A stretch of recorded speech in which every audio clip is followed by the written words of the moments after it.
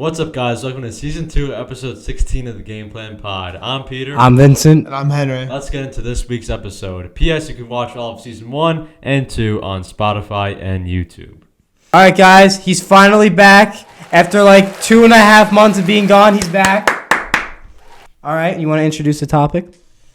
I mean, not really, to be honest with you. I really don't have anything to say about them. The Giants suck. They're horrible. But we could go 2-1 to start the season, though. Possibly. We could go 2-1. I mean, the question is, what went wrong with the Giants in Week 1? Everything. Just everything. I think the only what went the right? O-line was fine. The O-line was solid. Dexter Lawrence, of course, he's Dexter Lawrence. He's awesome. He's not the best D-tackle in the league. Malik Neighbors and Wandale look good. Jalen Hyatt, nowhere to be found at all. The tight ends looked horrendous. They dropped like three or four passes. Thibodeau and Burns looked horrendous. Okereke he had the fumble recovery. I could have got Phillips looked good too. Besides that, Drew Phillips looked good. Okereke, nothing. McFadden, nothing. McFadden was limited. Newbin looked really good. Newbin and Phillips looked good. McFadden was limited though. Adoree wasn't prime Adoree Jackson form.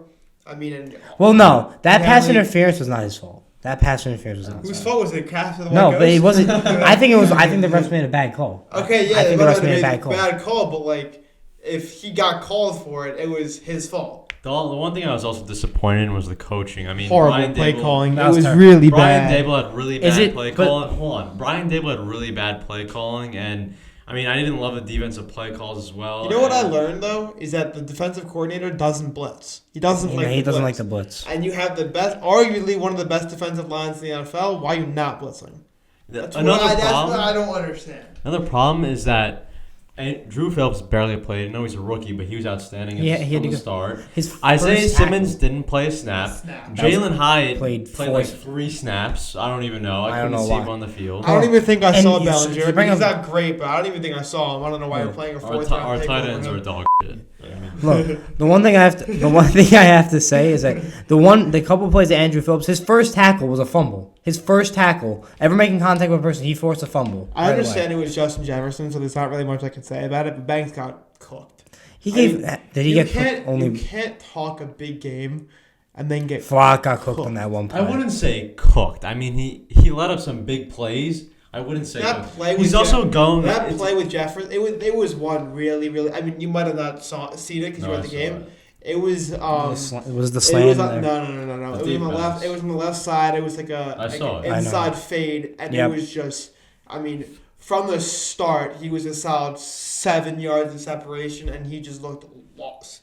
That was the worst. I mean, he's also going up against the best. No, I understand. I understand that, but you should be able to read that and guard that. That wasn't even that crazy. He got destroyed on that play. Sam Darnold was also throwing dots for some godforsaken reason. Thibodeau looked horrendous. He didn't get. Did he not get one? Did he have one QB hit? I think he had one QB hit. I think Burns had the pressure. Burns and Thibodeau combined for one pressure. No QB hits. That is really bad. But let me give you some pros. First pro. We play Washington next week.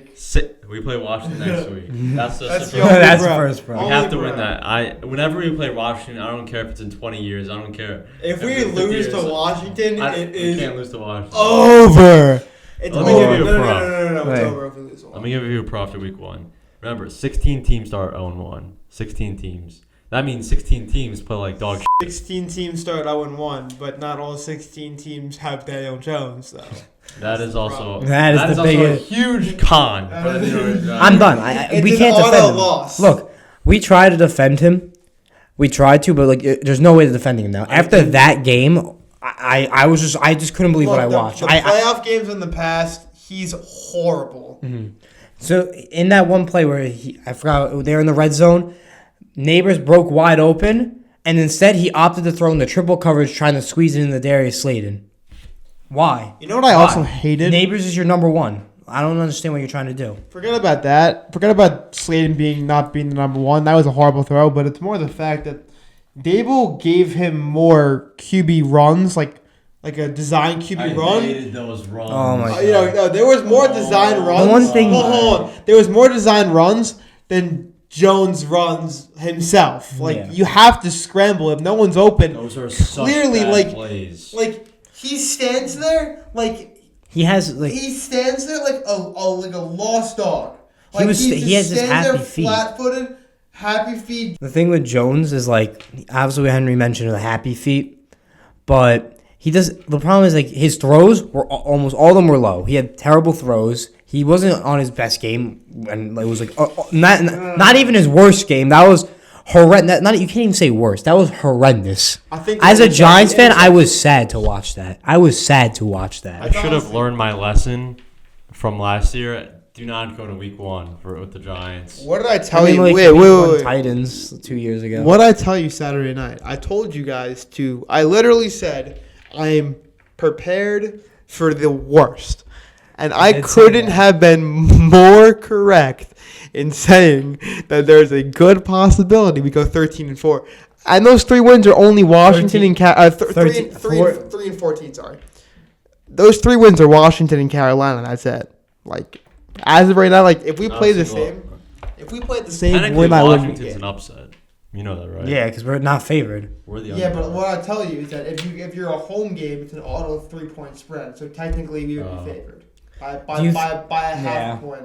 Do you guys think that in 2 weeks they give Jones 2 more starts? If he performs bad, you start Drew Lock. If he play, hold on, I'm going to say this last point. If he plays bad against Washington, he's getting benched because Baker Mayfield just looks like an MVP against Washington. That's all I have to say. I've been a Daniel Jones supporter since day 1, man. For 6 years, I have been supporting this guy. 6 years too long. 6 years. 6 years too long. It's enough. Enough already. Every single Giants fan believes this. Not a single person believes in Daniel Jones. I don't care what he does the rest of the season. If Shane looks at this guy as a Super Bowl caliber quarterback, goodbye. I don't want to see you anymore. That's crazy. I don't care that you paid him $40 million a year. I don't care that he won 1 playoff game. He's done in my head. Can we just talk about that real quick? At least we can opt out of the deal after this. And I have to say one thing with bringing back to the play calling. Could it be that Brian Dable made good play calls, but just Daniel Jones didn't know what to do? No. Ever since the second drive when we got the turnover, he called 2 design runs to Daniel Jones on 3rd down and 4th down. Killers. He got 0 on the first. You have Singletary, who's a very aggressive running back. He got 5 yards on first down. Who could have got an easy 2 yards. It was 4th and 2.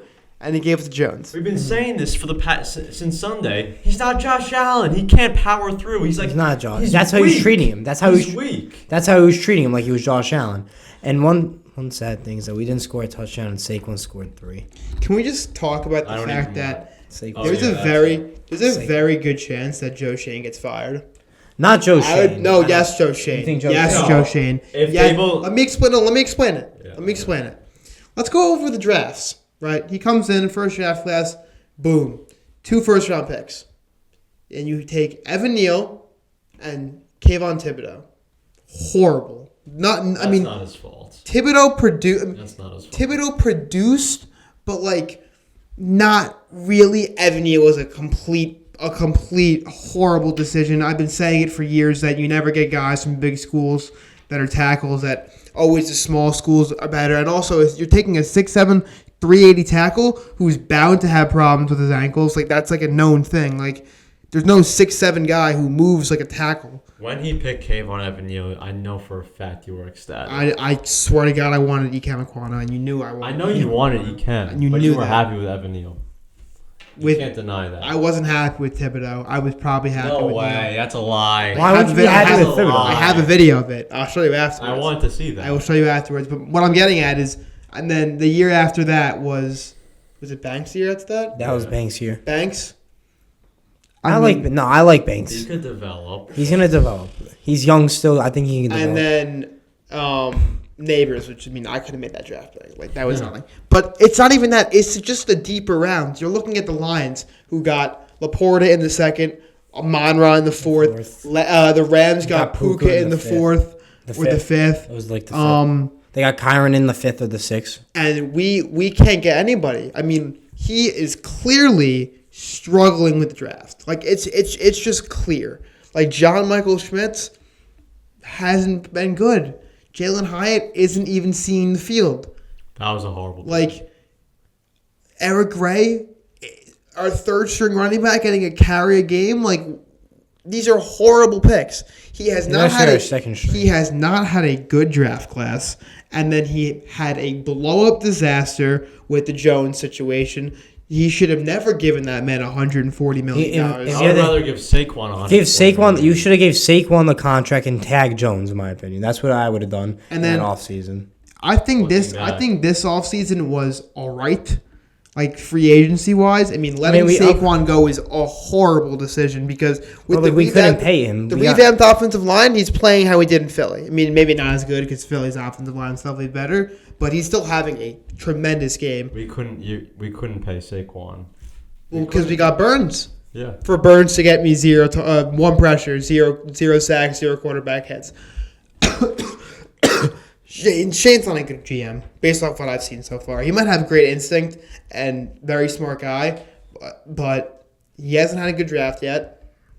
He hasn't had a good draft yet. We can't determine that entirely. We can't say that. Yes, we can't say that with this year's draft class and not this year's draft. This you can say with last year's draft class. Who are you drafting instead of Kayvon and Evan Neal? I would try to trade up and get Sauce. So let's pick the Sauce. He went right before us. He went to 4. Right. Look, why was that not enough? But our biggest need, everyone's saying our biggest. Jets were not trading that year. It's not even that. It's not. No one else was trading that year in those top. Well, we could have traded back and got Garrett Wilson at 10. Garrett Wilson at 12. We could have got Garrett Wilson at 7. Or Olave, or anybody, literally anyone, we could have gotten, and we took Evan Neal. But we didn't think Evan Neal was going to be that bad. Yeah, but I would rather have taken. I would rather have taken Neal at 5 and then trade back from 7 and got Garrett Wilson. Like, we had no receivers that year, so why would you go get, there was. Did we have Kenny Galladay? That year we had Kenny Galladay, but that was after. He was already bad. He was already bad. We had Kadarius Toney. That was the year Toney got traded as well. Toney got traded, but you have to say the Darren Wall, the Darren Wall situation. And also I don't like Dable. His comments after the game were disgusting. No, every week. Disgusting. He provides zero information. Disgusting. He goes, "Gotta clean it up. I'm gonna keep it like that. The guys know what we gotta work on." Thing is, he can't. We're just gonna keep going forward. He can't throw anyone under the bus. That's the thing. You as a coach, you can't be all right, Daniel Jones, he was awful. That's it. And yes, you can. He can't. He can't do that. As a coach, you can't do that. Bro. Well, the Titans head coach clearly did it to Will Levis. He can't say that. Yes, he can. He said, if I'm a coach in that situation, the media asked me, what are your thoughts on this game? Jones had a bad game. Jones has a lot to clean up, and I'm going to be a good coach, and I'm going to help him work on that, and it's not going to happen again next week. That's what you have to say as a coach. No way. You have to take responsibility for that, 100%. Dexter Lawrence said, I don't like that the fans were booing us, but you gotta understand their frustration. You gotta understand their frustration. Whatever. They were thinking that last year they're gonna be a better team. They're expecting more from Jones, so they're expecting more this year because they're like, all right, if you're really saying that he's looking good in camp, better than what the beginning was, then I'm expecting a good year from him. You're saying they're taking more taking more deep shots. I'm sorry, I did not see that. Do we see a single pass deep? Not a single pass past 20 yards. I don't think so. Not one deep. Not even attempted. We've been talking for 17 minutes? And the fact that it hasn't gotten brought up with the fact that his throwing looked like a 4-year-old, it legitimately looked like a 4-year-old. He just missed so many guys. It was like he was trying. I've never seen him that bad, though. Out of all these years, I've defended him because... to be fair, because the O-line was bad or because his wide receivers sucked. But this is truly his fault. There were a lot of drops. He sucked. But he still sucked. Awful. Neighbors had a drop or two. Theo Johnson had a drop or two. Neighbors had one drop. Singletary. Tyrone Tracy had a drop. Five drops. But besides that, he still went 22 for 42 or something like that. Yeah, he went 22 for 45, I think. That's what. Horrible. 22 for 45, 22 for 42. One of those. 45 attempts. I'm pretty sure. I'll check right now. 42, I think. I'll check right now. But the thing is, too many. I was thinking maybe it's because Saquon left and he doesn't have his 22 for 42. He doesn't have his safety blanket anymore, and all the pressure's on him. like maybe he can't rely on Singletary as much because he's no Saquon. Guess what? Bench him. I'm being serious. I'm so serious.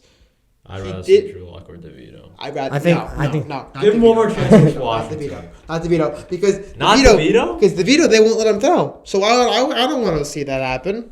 They didn't let him throw at all. I mean, again, that game against Washington. I want to see Locke. I think you need to give him another chance. I think he's a solid quarterback. I'll take Locke. I'll take Locke. Locke is in the same situation as Sam Darnold.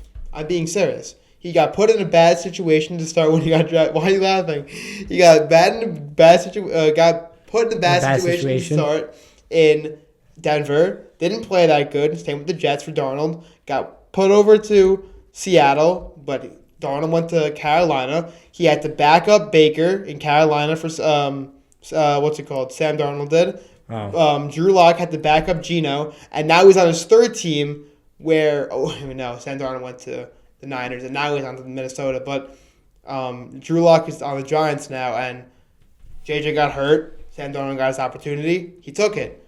Daniel Jones is playing horrible. Drew Lock, hopefully we get an opportunity, and he'll take it. I'm being serious. There's a very, very, very good case for him to be starting by week 5 if Jones doesn't play well against Washington, has a horrible game against the Browns, and then just loses 40-0 and get to that. I could totally see that. I can see it happening. I can understand seeing. And over, we had this conversation over the summer that possibly Drew Lock getting first-team reps in camp if Daniel Jones didn't look good. And now we're looking at live in-game action where Jones didn't look good at all in the first game. And if he doesn't look good next week at all, I really do think Dable and Shane should highly consider benching him and starting Drew Lock. One of the main differences I had seen from 2022 Daniel Jones and this year is his confidence is completely shot. It's gone. I mean that. It is shot. I mean, like, I think he thinks, like, he can't make a pass. That's what he thinks. I think he's just too nervous. He's not confident. How many boos has he gotten since being drafted? A lot. I mean, he might think he actually sucks, I think. So Saquon scored 3 touchdowns in his Eagles debut. And, well, we scored none. And watching that hurt, like, really bad. So I'm just going to say some words. I think Peter wants to say something. First of all, after all of the backlash Saquon endured in the offseason, as a fan base of the Giants, I would like to apologize. You made the 100% right decision. If Saquon signed back to the Giants, his career would be ruined. Ruined. He would suck because the Giants suck, and we have sucked. And we've never been good since he was drafted. Maybe 1 year he was good. 1 year we were good. And I just feel bad for him that he got all this backlash for just going to the better team for more money. That's what he did. He went to the team that wanted him the most, and he went to the team that offered him the most money, like you said. Was he on a 5-year rookie contract? No, we picked up his 5th-year option. Oh, right. And but he wanted the contract. That's all I want to say. I just apologize to Saquon after. But then we tagged him.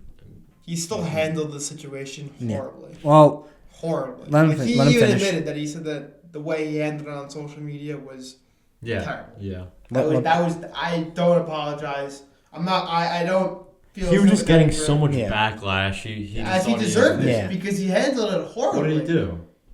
So the news he didn't even post anything. Oh yeah. And the news just broke and everything happened. It was really bad. It just said breaking news. And then when you keep saying, I want to be a Giant for life, I want to be a Giant for life, I want to be a Giant for life, like obviously people are going to call you. That wasn't annoying. And obviously everyone's going to get mad when you sign with the Giants' biggest rivals. But yeah. Everyone's going to get really mad. But at the end of the day, he made the decision that he felt was best for him and his family. The business. Yeah. It's a business. And now he's the best running back in the league. And he's always been the most, I believe, he's always been the most talented running back in the league. But you have to remember, there is a very, very, very good chance with his injury history that he gets hurt again. He is just made of plastic. He's made of glass. Let's be honest. He's not even like weak, but he does so much on the field. First of all, he's got a fake ACL, which literally I know friends who've torn their ACL and tore the one that they tore again. Same thing happened with Beckham. Like, it's an actual thing. It happens.